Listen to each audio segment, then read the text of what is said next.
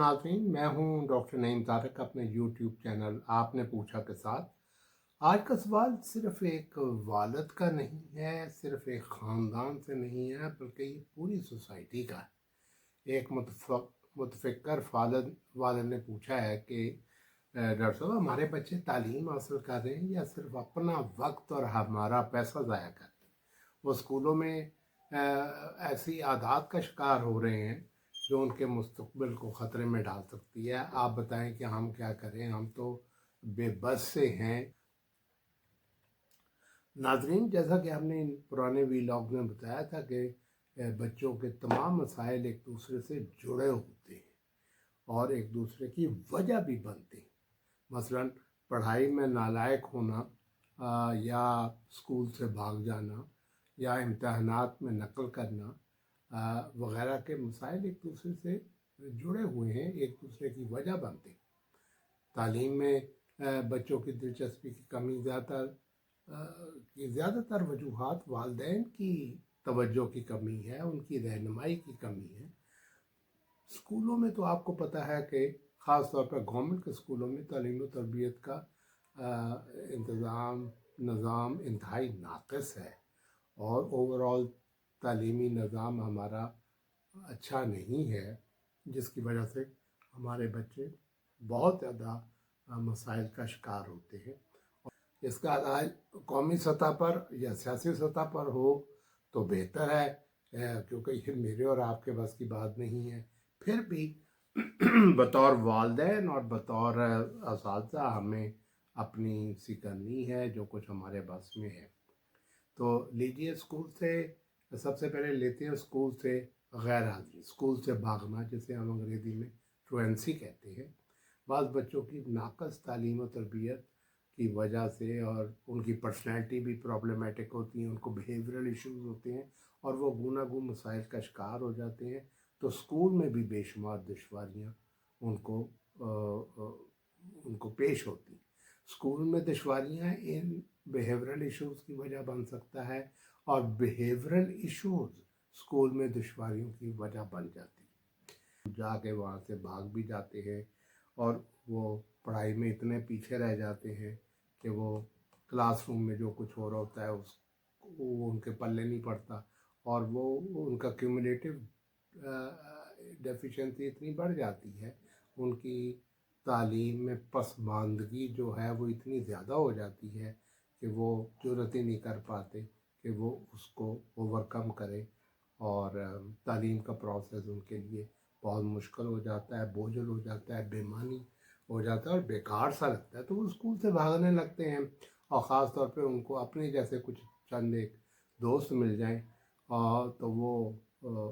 उनके लिए स्कूल में रहने का कोई जवाब नहीं होता। वो जाते हैं थोड़ी देर के लिए, फिर वहाँ से बहाने भाग जाते हैं और उनके इनफरादी और सोशल और समाजी और जज्बाती मसाइल बढ़ते ही चले जाते हैं और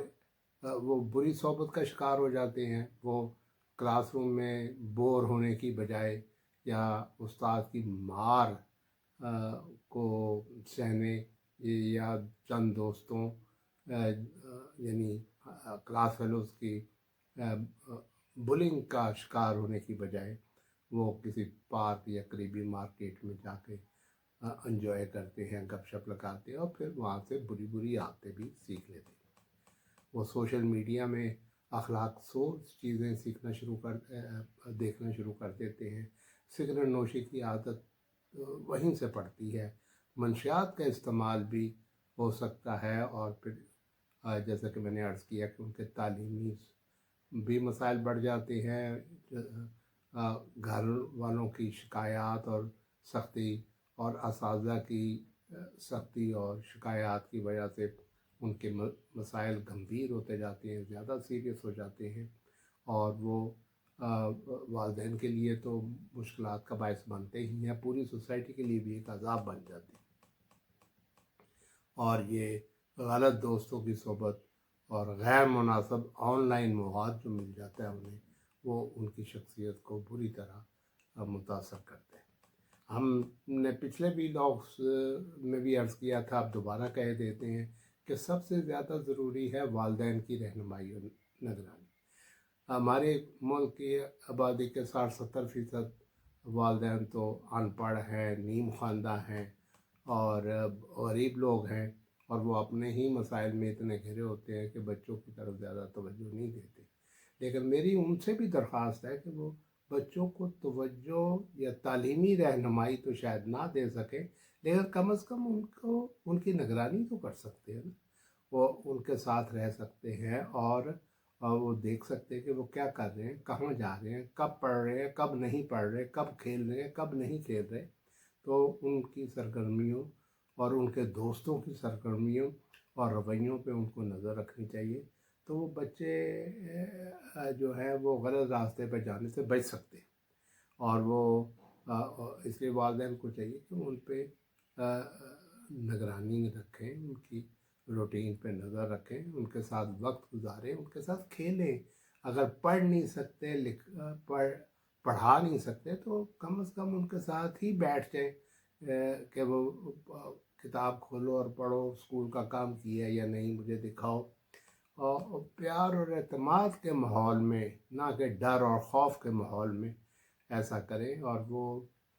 سختی اور مار پیٹ کی بجائے دوست بن کے ان کی مدد کرے،